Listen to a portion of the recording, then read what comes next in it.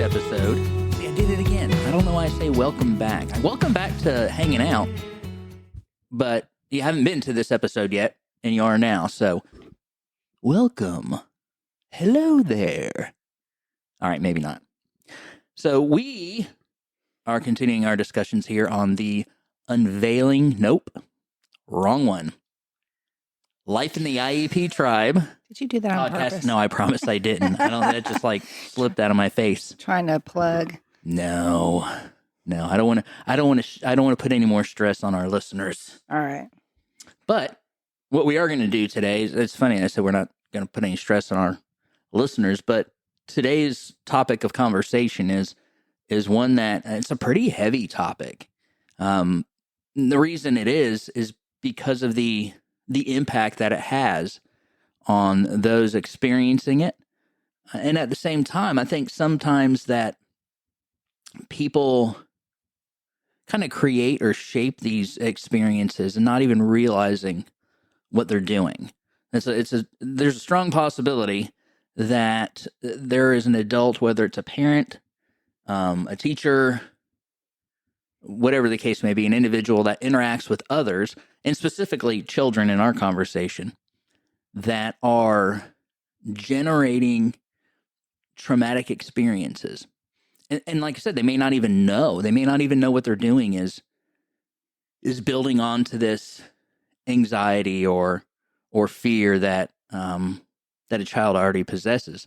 And so one of the things that we found out through research is that there is a direct correlation. You can see the impact of traumatic experience on children with special needs.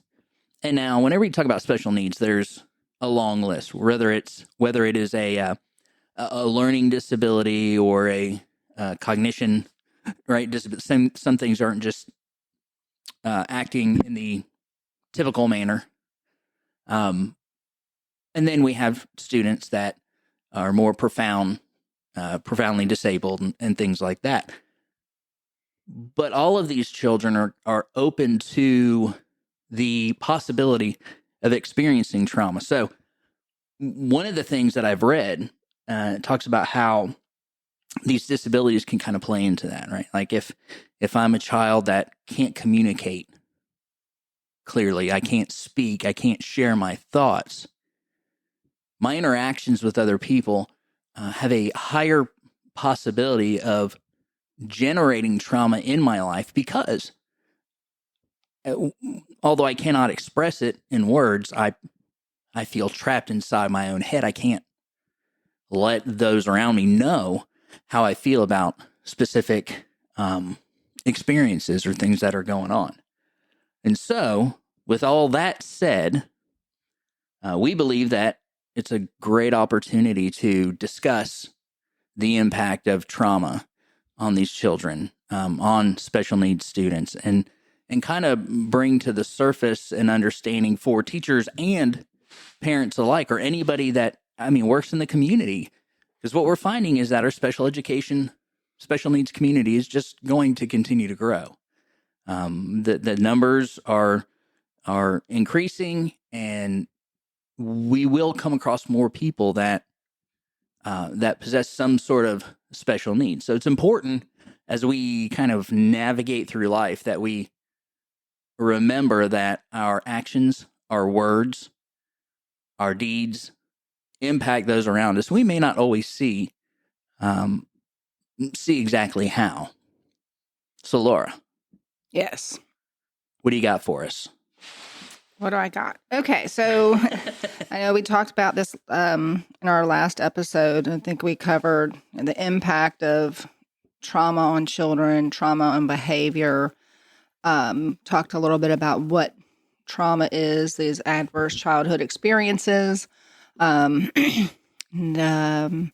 we talked about the gaps in teacher understanding or other adult understanding, whether it be, like you said, other caregivers or teachers or therapists or whatever it may be.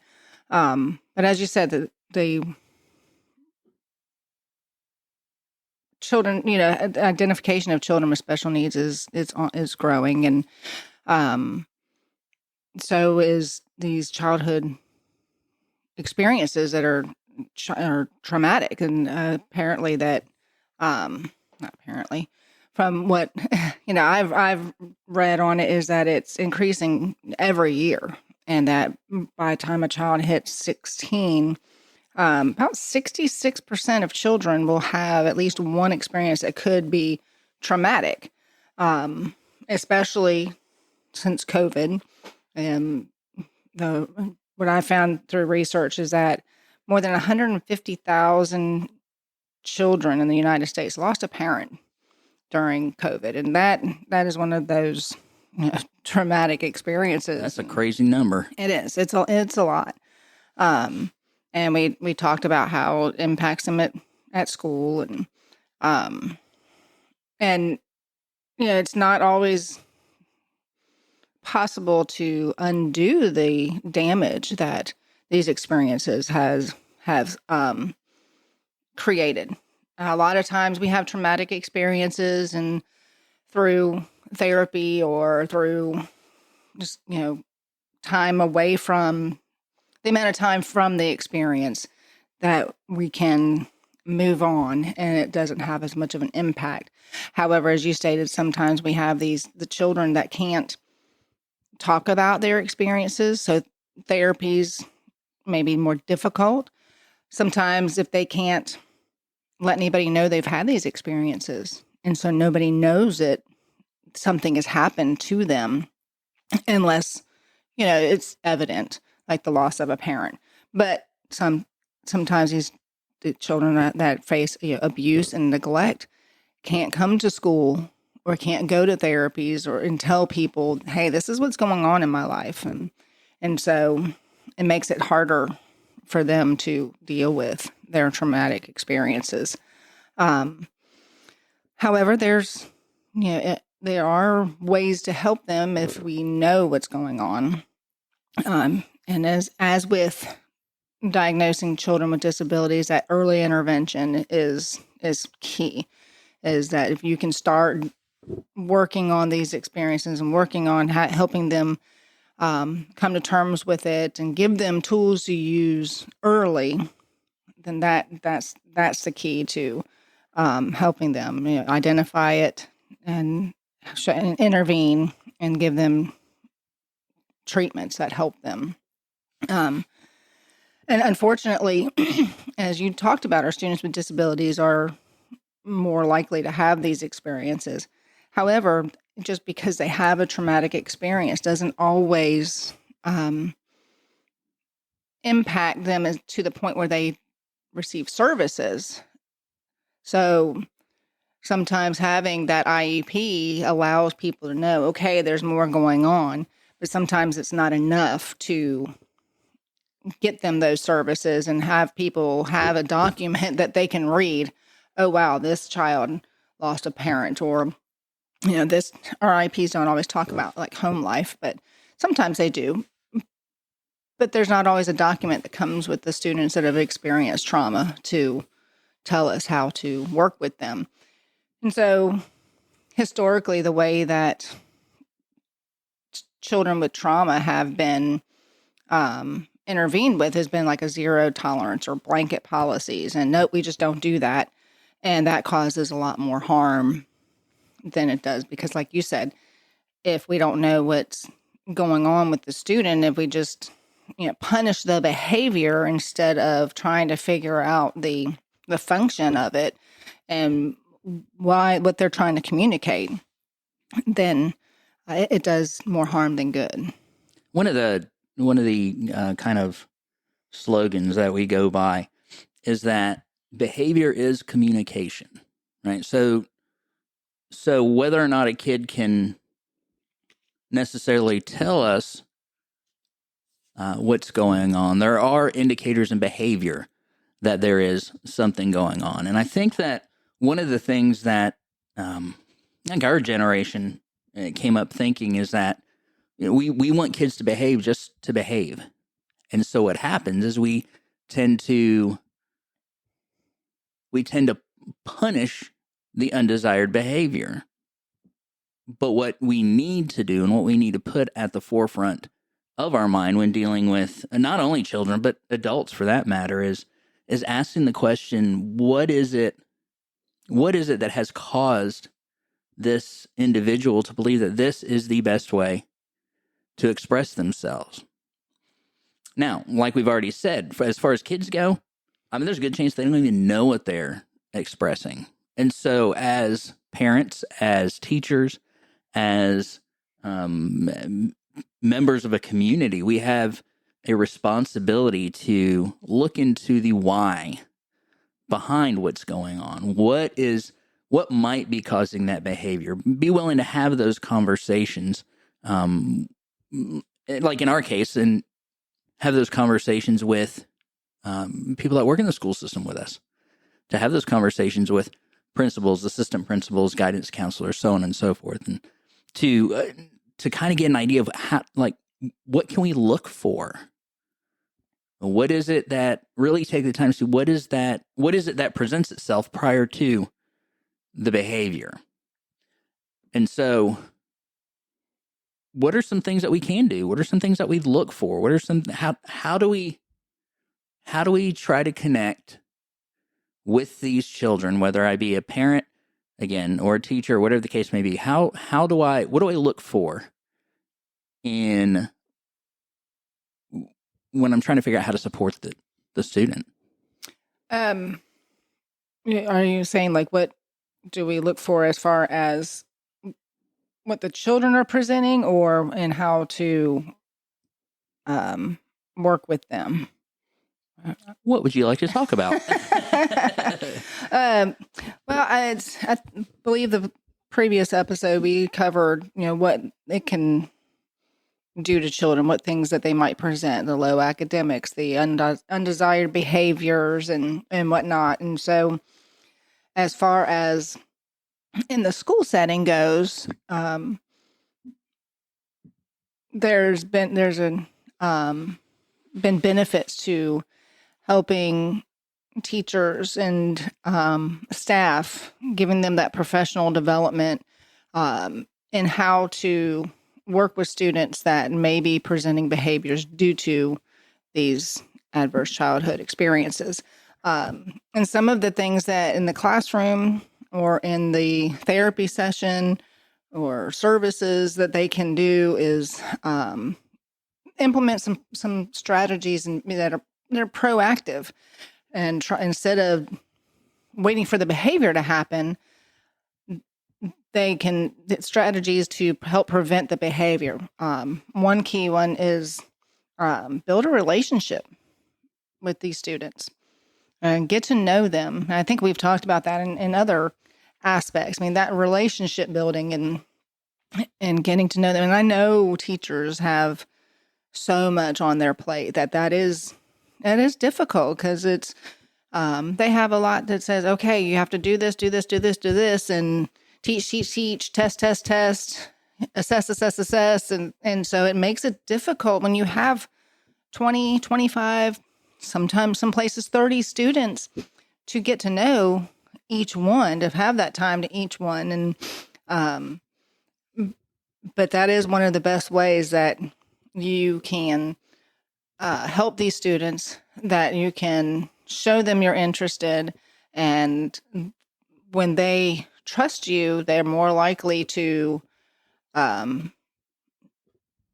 be able to express their needs, or be able to talk about what they've gone through if they're able to communicate. When they know that you care, they're less likely to present these behaviors as well. Another positive tactic or strategy that they can use, peer groupings. You take a student that is a positive role model and pair them up with one or two other peers in the classroom, and we see a lot of that peer modeling that excuse me words that help students, show them, these other students can show them this is what we do, and then also choices. We found choices help a lot, especially in our classrooms, because a lot of times students with disabilities and students that have these experiences, they feel like they have no control over their lives. Right. And that everything is dictated for them, everything is chosen for them, and they're told what to do and how to do it and when to do it. So if you offer them some choices, not just whatever you want to do choices, however, offer choices that still gets the outcome that we want, however, but it gives them some of that control. Do you want to use the pencil or do you want to use a marker? Do you want to do this sheet first or that sheet first? You still want them to do the two sheets. However, you give them the choice of what order they do it in. Do you want to do this before or after recess? This has to be done. When is it going to be done? That kind of thing. So those are some pretty good strategies there, because when there's more positive teacher relationships to teacher-student relationships, you end up with positive outcomes. So let's think about this for a second, because I think that whole lack of control thing is a really important piece to the puzzle, because what we do know is that traumatic experiences can happen in a vast amount of ways, right? There's, like I said before, there's some that is inflicted on others that they don't even realize what they're doing to this other person. And then there's some people that are just evil, Right. and they do evil things. And so let's consider for a moment being a child, whether it's kindergarten, third grade, seventh grade, whatever.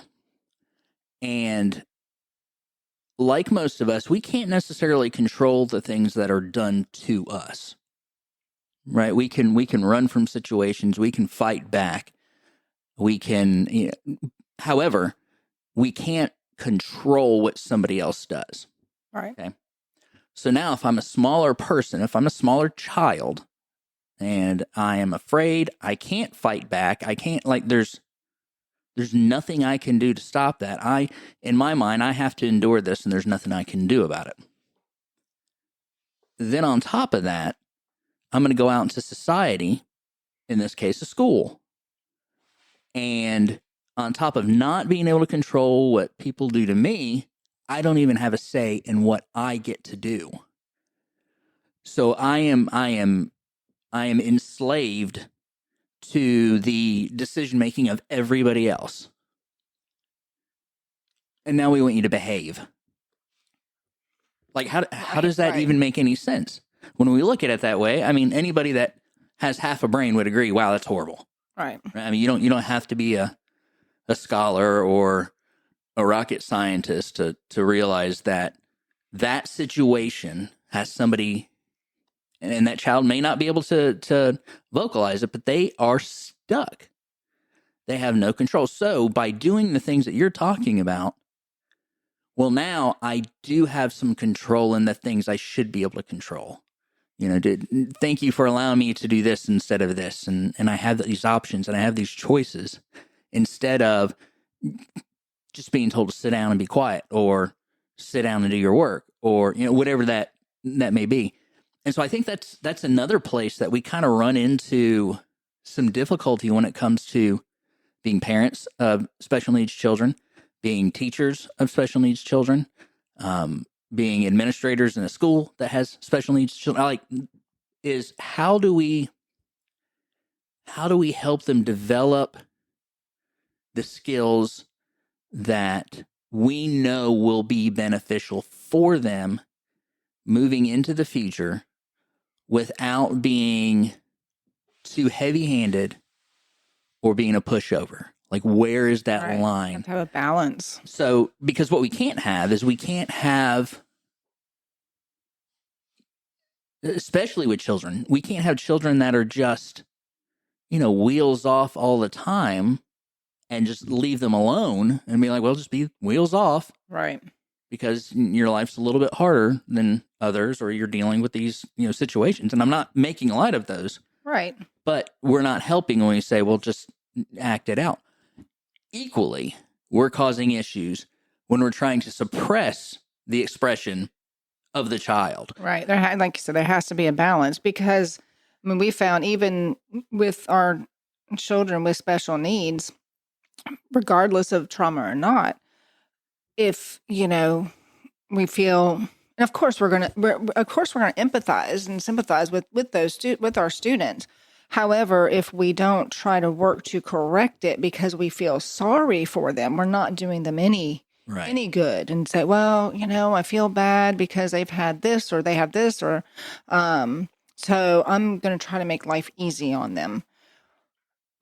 They're going to grow up, and not everybody is going to have that same outlook on them. Well, I was just looking at this. There's a chapter in the Palgrave Encyclopedia of Disability, and it talks about how developmental trauma and disability, mental health, how they all kind of, you'll see them run together, because these children that have these disabilities are unfortunately at a higher risk of experiencing trauma and maltreatment because they don't always have an audible voice.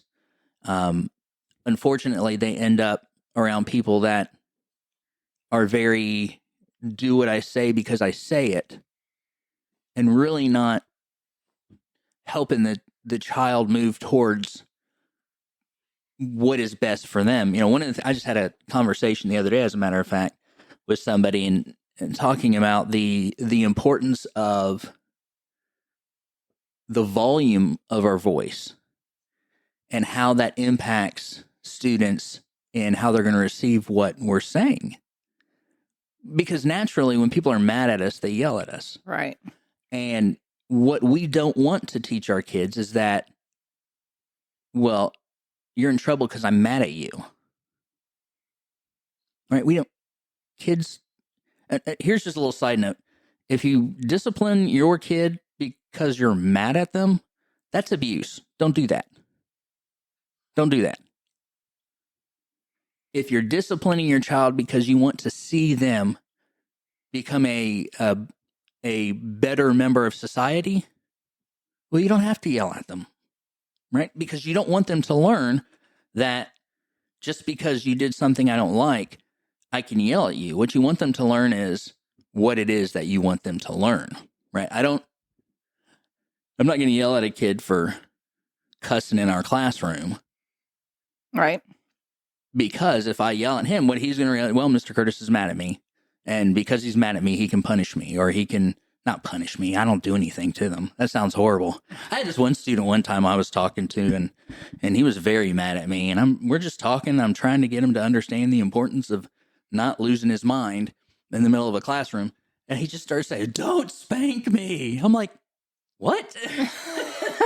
Like, we have never had any type of relationship even close to that. But, and that was just his way of expressing himself. Yeah, when he's in trouble, that's what happens. And so that's what he figured, well, I'm in trouble. I did something wrong. So this is what's going to happen. Mr. Curtis. This is what's going to happen. Well, and once again, that kind of shows you how kids correlate people who have authority over them. Mm-hmm.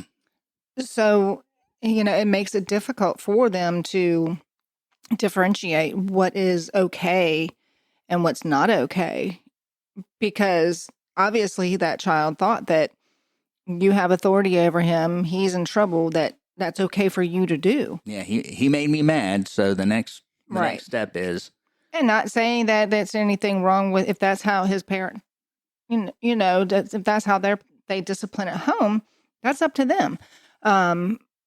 But he figured, didn't, which is one of the reasons why our kids with disabilities do end up having these traumatic experiences, people taking advantage of them because they can't differentiate that, what is okay, what's not okay. Just like I said, side note there. Yeah, I like that. The only problem with side notes is I forget where we were. Oh, right. Yeah, so. We get to going down the rabbit holes. We're talking about that, how to help these children to deal with these things, um, and talking about schools and how to help them to deal with them and the behaviors, communication, and instead of just punishing the behavior, really need to figure out the why of the behavior and try to determine what works best. And I think we've also talked about before, what works for one child doesn't work for the other child. We have students that will work hard so they can get a desired object. We have students that will work hard so they can get a sticker or a gummy bear. And so, that's part of that relationship building is learning what works with the student. And yes, it's difficult because, like we said, teachers are already overworked and have a lot on them and underprepared. We talked about that. Right. That's what you said in the opening is that we have teachers that don't have the training that they need. So what do we do about that? Like, what do we do about that as teachers? What do we do about that as parents? What do we do about that as members of our society? How do we approach the issue of really providing a safe place where students that have experienced trauma can begin to heal? It all starts with educating ourselves as parents, teachers, mentors, therapy providers, and helping us determine what behaviors are due to trauma responses and what behaviors are not, and how to support those students rather than punish them. And so it all starts with that learning where districts and schools, if your district or your school offers a course on that, a public or professional development, if it's it's one of those you get to choose from, take it and help to help identify some of these behaviors that are not just a student that is mad and acting out, that there's more behind it, and learn some strategies to work with them, like we talked about pairing students up and options, and that's really one of the ways. And also and this is a hard one, that as the adult that for that time is in charge, so to speak, of this child, we also have to do some self-reflection. Absolutely. And, look at our own social and emotional skills. Because we may be going through things too. We may have some, responses that are due to some of the experiences we've had. And so we have to take that look and say, okay, am I responding in this way because of something I've gone through? And okay, why am I yelling? Why am I letting this get to me? And that need for control in our life. What is that from? So that's probably one of the most difficult aspects of all of this, is to figure out what our responses are, and how to deal with it. And one of the key terms that we've had this year is what hill are you willing to die on? Is it really that important that student do 20 multiplication facts when they know their multiplication facts? If they can show you with 10, does it need to be 20? If they can show you with 5, does it need to be 20? Right. So, choose your battles. And we've also had that fair and equal conversation. If looking at a page of 20 multiplication facts spins this child out of control, is it that important? But you don't have to let everybody else in the class not do their work. Right. You can take that paper and say, okay, fold it in half. Even if you can do that too, the way you present it, fold it in half or fold it in quarters and have them flip it. So then it's not so overbearing. So, so those are some things I think as the adult in these children's lives that we need to focus on. Yeah, and the only thing that I would want to add to that is feel free to contact your Board of Education in your district. Ask questions. Give ideas. Mm-hmm. One of the things that we've experienced in our district is that we've had the opportunity to sit down with the decision makers that are at the top of that pyramid, and they have not only listened to us but appreciate what we bring to the table, because it's all about the kids. Right. How do we help the kids become? It's not just how do we get them to pass tests, but how do we get them to help them become members of society that want to make a difference, that want to care about others, that care about where they are, that care about their families. Right? We want to see the whole child become somebody that will support the environment, or support the community that they live in. And so, yeah, reach out to your district, make phone calls, shoot emails. Start with your guidance counselors and your school social workers, and hey, I have something going on in my classroom with this student. Maybe could you come observe? Because the counselors and social workers, they're trained to identify this. Mm-hmm. And as parents, parents call, right? Like connect with as many people as you can, because it seems that when we as human beings work together, we get more things done. Right. Well, and as parents, there's nothing wrong with taking your child to get some therapy. Like, and even if they can't express what's going on, and I don't know if we've talked about it before with Xander. Xander was going through an emotional time, and he couldn't express to us what was going on, but he would have this flood of emotions that would change by the second. And so we took him to play therapy. And through that, his therapist was able to help us understand what was going on, because that's what he's trained to do. We're not. Right. We're parents. We're not therapists. And I know there's a stigma behind that. There's nothing wrong with getting your child as much help as you. Oh, absolutely not. Yeah. And so if your child is presenting these behaviors and you don't know why, contact a therapist and see if they can, a child therapist, a play therapist, and hopefully they can give you some insight there.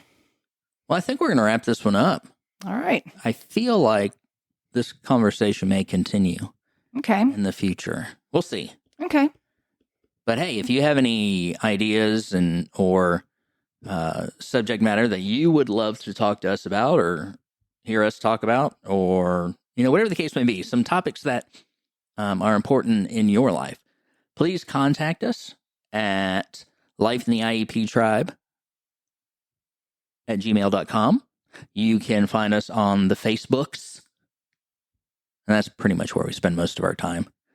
But yeah, contact us. Let us know what's up, and we would love to hear from you and continue these conversations. So, until next time, take care. y'all.